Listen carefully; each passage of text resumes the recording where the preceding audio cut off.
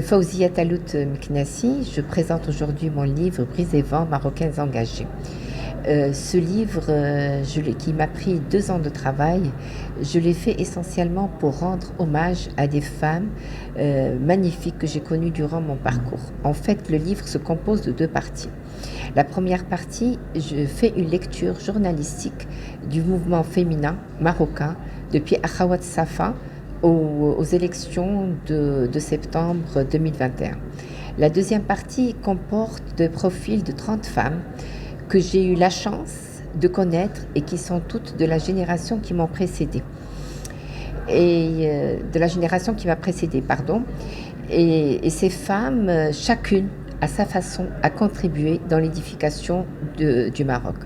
Je ne prétends nullement que les 30 femmes que je cite sont les seules femmes qu'on peut dire que ce sont des femmes de grande valeur. Toutes les femmes marocaines sont extraordinaires et chacune, qu'elle soit du rural, qu'elle soit de la ville, qu'elle soit cultivée, qu'il ne le soit pas, chacune travaille et chacune contribue à sa façon et dans le lieu où elle est, dans l'édification du Maroc.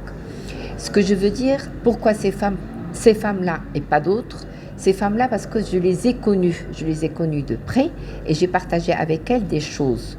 Et en fait, dans le profil, chaque choix est justifié et chaque choix est expliqué pourquoi je parle de cette femme et quel a été mon rapport avec elle.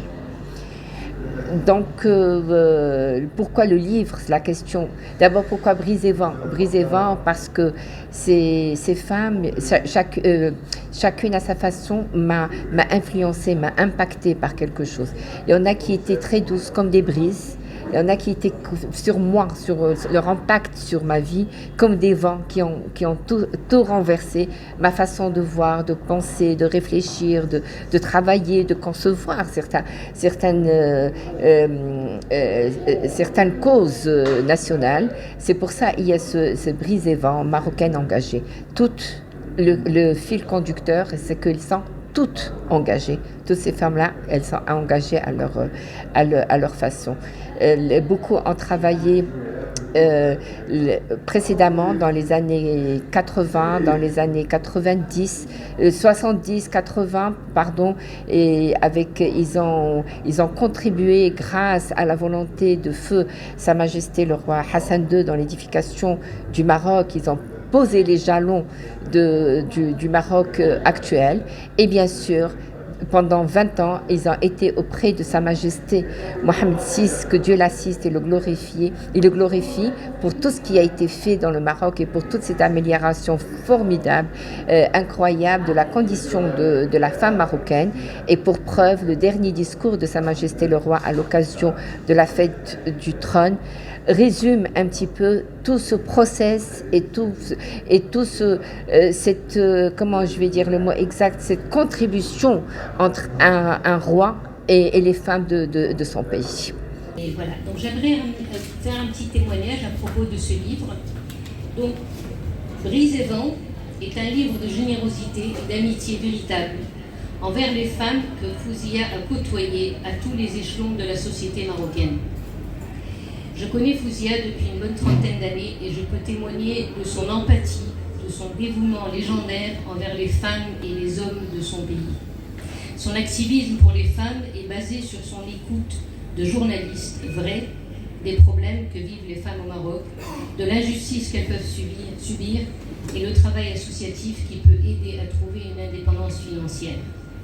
C'est ainsi qu'avec Abdelkrim Laouad, elle a créé Dar el-Malma et a fait le tour du Maroc pour la mise en valeur des femmes artisanes et de leur savoir-faire. J'ai assisté à plusieurs reprises aux vibrants témoignages de ces femmes à Madame Fawzia Talout Mknassi. Je tiens aussi à dire que le travail journalistique de Fawzia à travers l'Europe et l'Amérique ne l'ont jamais éloigné de sa culture et de sa spiritualité marocaine. Au contraire, en ambassadrice de cœur, elle a toujours valorisé son pays avec fierté. Son travail de recherche, son travail associatif sont à considérer comme un travail anthropologique à inscrire dans l'histoire des femmes marocaines. Et enfin, je remercie vivement Fawzia d'avoir scellé notre longue amitié en m'incluant dans ce livre parmi ses amis les plus chers.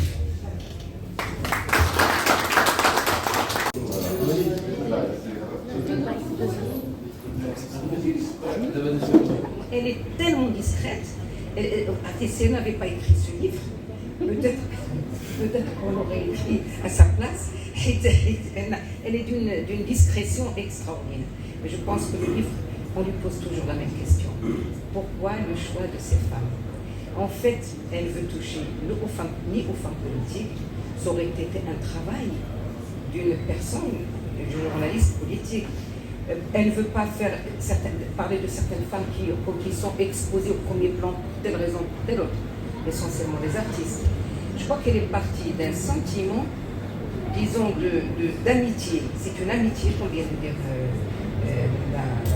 c'est l'amitié et l'admiration. L'amitié et l'admiration qu'elle a pour certaines personnes qu'elle a rencontrées dans sa vie.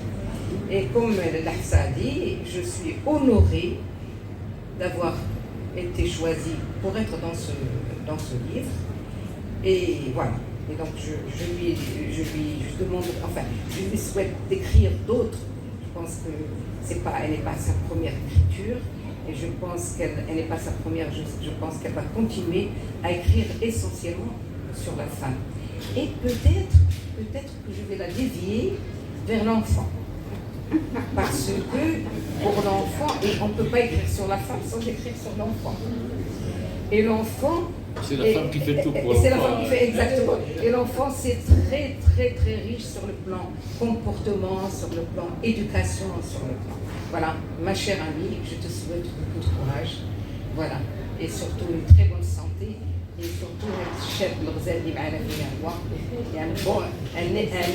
bon avenir, un excellent avenir pour ton fils, pour lequel tu fais...